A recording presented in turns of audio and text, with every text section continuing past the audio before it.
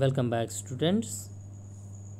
Now we are going to start with the topic using word art option.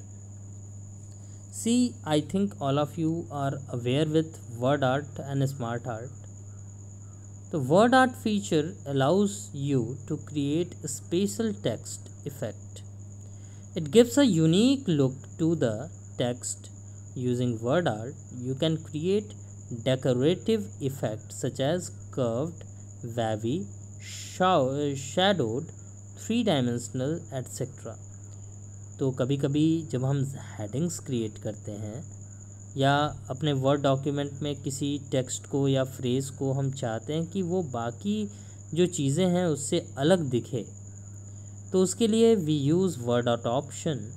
और इसमें curved, wavy, shadow, three dimensional ऐसे बहुत सारे options available होते हैं. If you want to have word art, तो first select the text on which you wish to apply the word art effect. So first you need to type the text and then select that text on which you want to apply the word art effect. Now click on the insert tab and select word art option and choose the desired effect from the quick style drop down menu. तो उसके लिए सबसे पहले आपको अपना text select करना होगा. Text को मान लो इतना, जैसे टेक्स्ट है वर्ड में टाइप है, उसको सेलेक्ट किया. अब यहाँ पे आप इंसर्ट टैब में देखेंगे तो ये जो वर्ड आर्ट ऑप्शन है इस पर हम क्लिक करेंगे. तो वर्ड आर्ट ऑप्शन पे जब हम क्लिक करेंगे तो यहाँ पे एक ड्रॉप डाउन मेन्यू आ जाएगी. उसमें कई सारे क्विक स्टाइल्स हैं. इन क्विक स्टाइल्स में से कोई भी एक स्टाइल हम सेलेक्ट कर सकते हैं. Word will automatically create a text box for your text and apply the style to the text. तो ऑटोमेटिकली एक टेक्स्ट बॉक्स ओपन होगा और उसमें आपका टेक्स्ट लिखा हुआ रहेगा और यहाँ पे एक ओके बटन आएगा. उस पर क्लिक करेंगे, जो वर्ड आर्ट है वो अप्लाई हो जाएगा और आपके जो कैरेक्टर्स हैं वो उस स्टाइल में रिप्रेजेंट होने लगेंगे. Now next is applying effect to Word art text. तो अभी तक आपने ये देखा, ये जो अभी आपने देखा है ये क्विक स्टाइल्स हैं. ये पहले से बने हुए स्टाइल हैं, प्री सेटिंग्स हैं. इन पे क्लिक करेंगे तो वो पर्टिकुलर टेक्स्ट स्टाइल हमारा अप्लाई हो जाएगा. लेकिन अगर हम मैनुअली ये काम करना चाहते हैं, जैसे हमारे पास टेक्स्ट इफेक्ट होते हैं, शैडो होता है, ग्लो होता है, रिलैक्स होता है, तो रिफ्लेक्शन जिसको हम बोलते हैं, तो ऐसे बहुत सारे ऑप्शंस हैं. अब इनमें से कोई यूज़ करना चाहते हैं तो हम कैसे करें. तो select the word art text. तो उसके लिए पहले आपको वर्ड आर्ट टेक्स्ट बना लेना होगा. बनाने के लिए आपने टेक्स्ट सेलेक्ट किया, वर्ड आर्ट बटन पे गए, उसमें से क्विक सिलेक्शन में से कोई एक सेलेक्ट किया. Now the format tab appears on the ribbon automatically. तो जब आपने कोई वर्ड आर्ट टेक्स्ट सेलेक्ट किया, जैसे पहले वर्ड आर्ट का यूज़ करके आपने एक वर्ड आर्ट टेक्स्ट बना लिया, फिर उसको सेलेक्ट करेंगे तो रिबन पे एक फॉर्मेट टैब ऑटोमेटिकली आ जाएगा. Now in format tab click on the text effect button in the word style group. तो ये जो टेक्स्ट इफेक्ट बटन है जो आप यहाँ पे देख सकते हैं, इसको हम सेलेक्ट करेंगे, इस टेक्स्ट इफेक्ट बटन को. Now in the word art style group a drop down menu will appear displaying various effect categories, जिसमें आप देख सकते हैं पहला है शैडो, फिर रिफ्लेक्शन, फिर ग्लो, फिर बी लेवल, फिर 3D रोटेशन, फिर ट्रांसफॉर्म. तो ये बहुत सारे ऑप्शंस यहाँ पे अवेलेबल होंगे.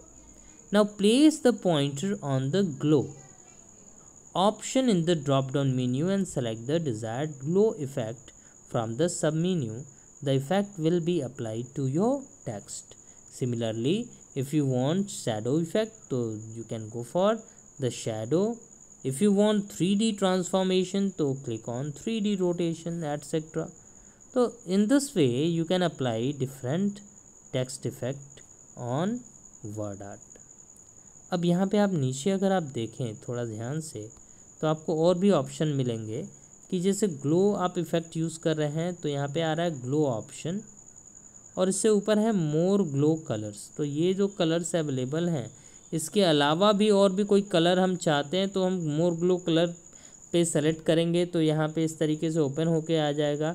ये इस साइड में कलर पिकर होगा जिसमें प्लस सिंबल बना होगा, जिसको आप ड्रैग करके कोई भी कलर सेलेक्ट कर सकते हैं और फिर ओके उसको ओके करेंगे तो वो कलर आपका अपीयर हो जाएगा टेक्स्ट इफेक्ट में।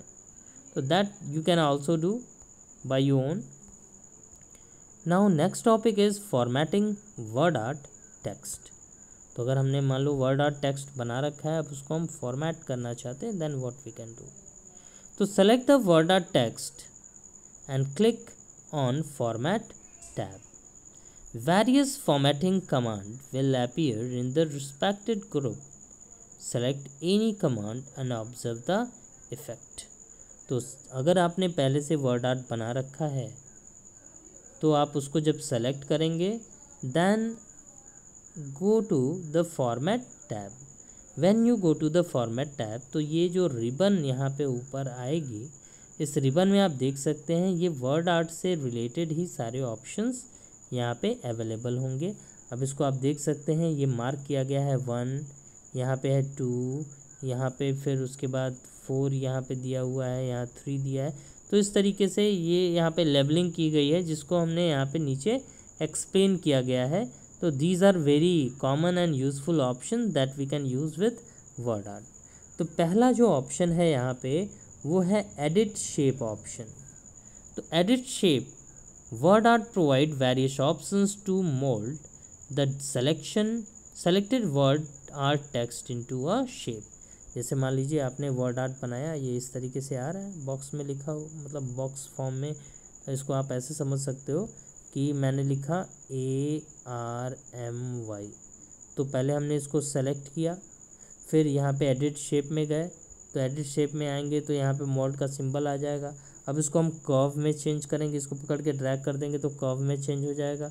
तो ये इस तरीके से आ जाएगा ARMY, ठीक है, मतलब लाइक दिस। तो ये सारे इफ़ेक्ट्स आप एडिट शेप से कर सकते हैं। Next thing is shape fill. तो शेप फिल का यूज़ क्या करेंगे, जैसे मान लो हमने एक वर्ड आर्ट ऑप्शन यूज़ किया है, तो वर्ड आर्ट ऑप्शन में जो ए है वो आपका इस तरीके से ड्रॉ हो रहा है, इस तरीके से, ठीक है। तो इसको मान लो ऐसे है, ये आपका ए ऐसे बन के आ रहा है। इसको मैं ज्वाइन कर दे रहा हूँ यहाँ पे, ठीक है। अब अगर हम मान लीजिए यूज़ करें कोई इसमें शेप फिल ऑप्शन, और उस शेप फिल में मैंने मान लो कोई और कलर यूज़ कर लिया, तो उस केस में क्या होगा, जैसे मान लो हमने यहाँ पे ग्रीन कलर यूज़ कर लिया, तो ये जो पूरा होगा शेप वो उस पर्टिकुलर कलर से फिल हो जाएगा। तो यही सब होता है हमारे वर्ड आर्ट में। अगर आप शेप फिल करना चाहते हैं, you can use this option. Now next thing is text fill. तो it fills the text with a solid colour, gradient, picture और texture, which I think you already know कि हम किस तरीके से सॉलिड फिल या ग्रेडियंट फिल कर सकते हैं, तो ये आप पहले भी पढ़ चुके हैं। Now next is shape outline. तो changes the colour of the outline of the selected word art text. तो this option is use to change the outline colour of the text. Now text outline, तो it specifies the colour width and line style for the outline of the text. Now next thing is text effect. तो text effect apply visual effect such as glow, shadow, reflection, ये अभी आपको मैंने बताया भी है। then यहाँ पे देखें तो text effect और shape effect दोनों में ऑप्शंस हमारे अवेलेबल होते हैं। shadow, glow, reflection, transform, वही सारे ऑप्शन यहाँ पे भी अवेलेबल होते हैं, लेकिन ये पूरे शेप पे अप्लाई होते हैं और ये केवल टेक्स्ट पे अप्लाई होते हैं। Then after we are having text direction. तो text direction changes the orientation of the text, vertical, horizontal और rotate to the desired direction. इसमें हम टेक्स्ट के डायरेक्शन को रोटेट कर सकते हैं, मतलब हम इसको इस टाइप से चेंज कर सकते हैं, उसको वर्टिकल कर सकते हैं या डायगोनल कर सकते हैं। तो ये as per our wish we can do this. Then after next option is align option. तो अलाइन ऑप्शन ये भी आई थिंक आप सबको पता है कि अलाइन ऑप्शन का यूज़ करते हैं हम लेफ़्ट, सेंटर, राइट एटसेट्रा में अलाइन करने के लिए। तो it aligns the selected object or word art text to the right, left or center, or distribute them evenly across the page. Now next is align text. तो align text जब हम करते हैं तो ये वर्टिकल अलाइनमेंट करता है, मतलब यहाँ पे टॉप करेगा या मिडिल करेगा या सबसे नीचे बॉटम करेगा, ठीक है। तो these are the options. Now next thing is rotate. तो rotate allow the word art text on the page. तो ये जो हमारा वर्ड आर्ट टेक्स्ट है इसको ये रोटेट करेगा, किसी भी डायरेक्शन में हम इसको रोटेट कर सकते हैं with the help of this. Then position. तो position places the word art object as per the chosen option on the page. And last है रैप टेक्स्ट।